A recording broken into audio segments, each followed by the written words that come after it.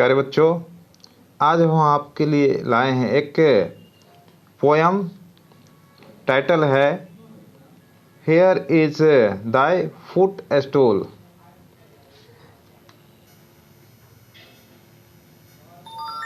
दाई मतलब तुम्हारा और फुट स्टूल मतलब होता है आसन या स्थान। यहाँ आपकी स्थान है। राइटर हैं रविन्द्रनाथ टैगोर। पहले राइटर के बारे में बताते हैं कुछ, उसके बाद पोयम की व्याख्या करेंगे और अंत में एक इससे जुड़ी एक दोहा है। दोहा भी हम एक गाकर बताएंगे। तो अब शुरू करते हैं पोयम। पहले राइटर के बारे में बता देते हैं आपको। About Rabindranath Tagore. Rabindranath Tagore was a Bengali poet, musician, artist, first non-European Nobel laureate in literature. Rabindranath Tagore एक बंगाली कवि, संगीतकार, आर्टिस्ट यानी कलाकार और पहले नॉन यूरोपियन व्यक्ति थे जिन्हें नोबेल प्राइज से सम्मानित किया गया।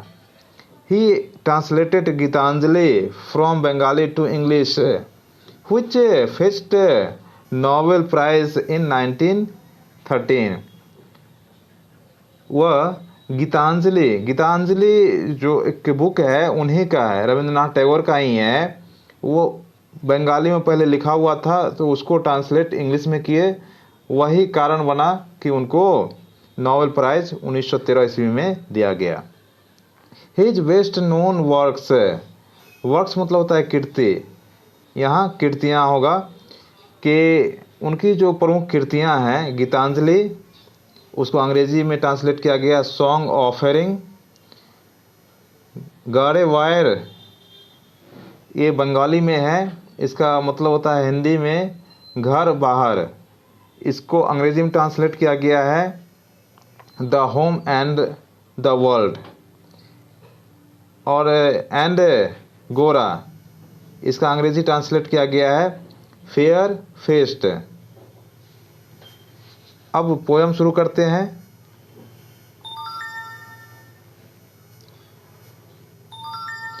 Here is thy footstool and there rest thy feet।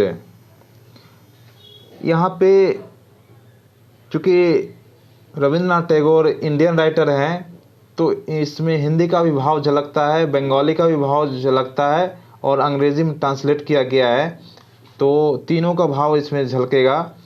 तो थोड़ा अच्छा समझने का प्रयास करेंगे। Here is the foot stool.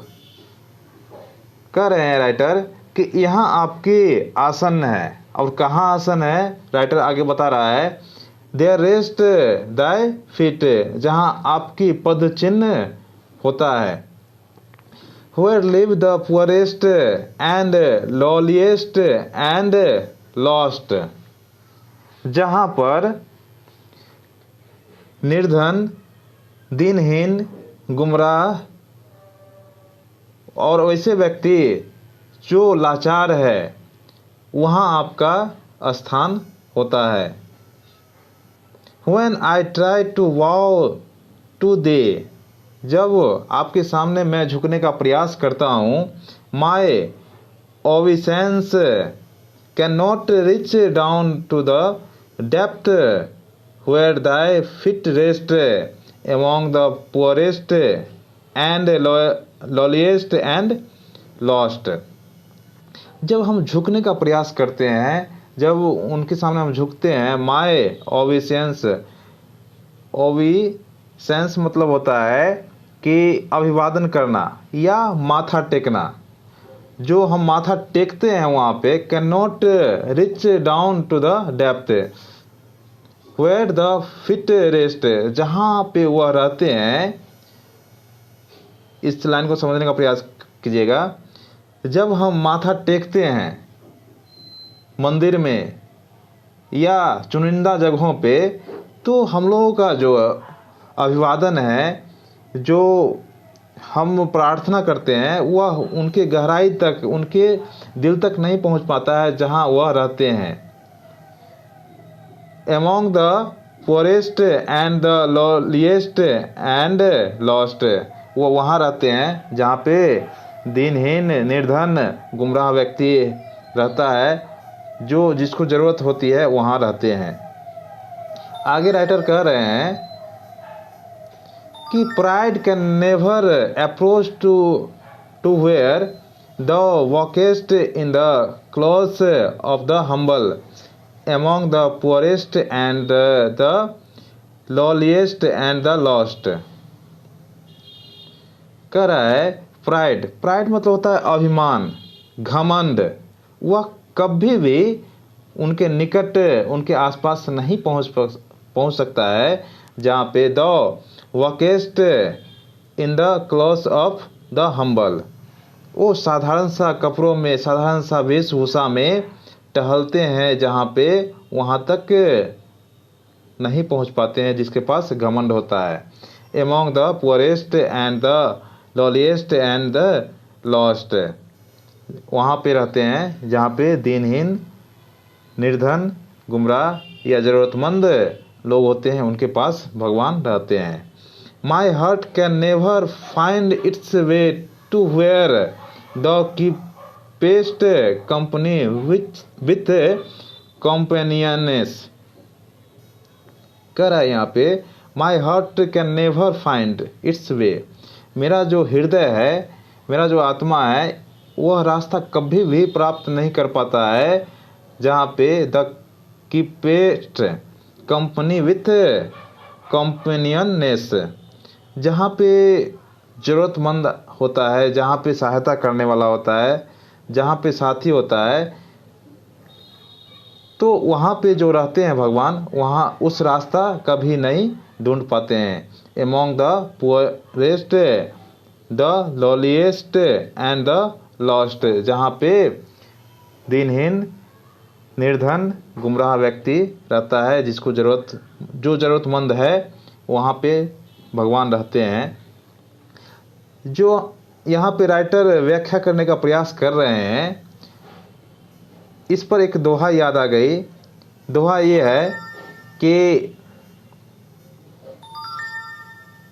पाप पकड़े बिन गति नहीं, पाप पकड़े बिन चैन, पाप करे सो हरि मिले, पाप करो दिन रैन। कहने का अर्थ यह है, आपको सुनने में थोड़ा अटपटा सा लगा होगा, लेकिन यहाँ पर हम बताते हैं, पा पकड़े बिन गति नहीं, पा पकड़े, ये थोड़ा अलग अलग है, तो इसको जोड़ने का प्रयास ना करेंगे, लेकिन पढ़ने का जो ढंग है वही है। पा पकड़े बिन गति नहीं, यानी पा का मतलब होता है चरण, पकड़े बिन यानी चरण पकड़े बिन गति नहीं मिलती। गति का मतलब होता है आगे की ओर बढ़ना, यानी पैर पकड़े बिन गति नहीं मिलती। पाप पकड़े बिन गति नहीं, पाप पकड़े बिन चैन, पाप करे सो हरि मिले, पाप करो दिन रैन। यानी चरण पकड़ने से ही आगे लोग बढ़ता है और भगवान की प्राप्ति करता है, और इसलिए राइटर कहना चाहता है कि पाप करो दिन रैन, यानी दिन रात जो है चरण पकड़ो, चरण धूली रज लो और आगे की ओर बढ़ते चलो। तो राइटर यहाँ पे स्पष्ट रूप से कहना चाहता है कि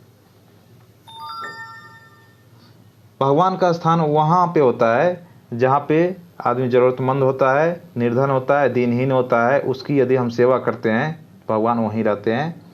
उम्मीद है कि आपको अच्छा लगा होगा। Thanks for watching. Like, share and subscribe ज़रूर कर दें।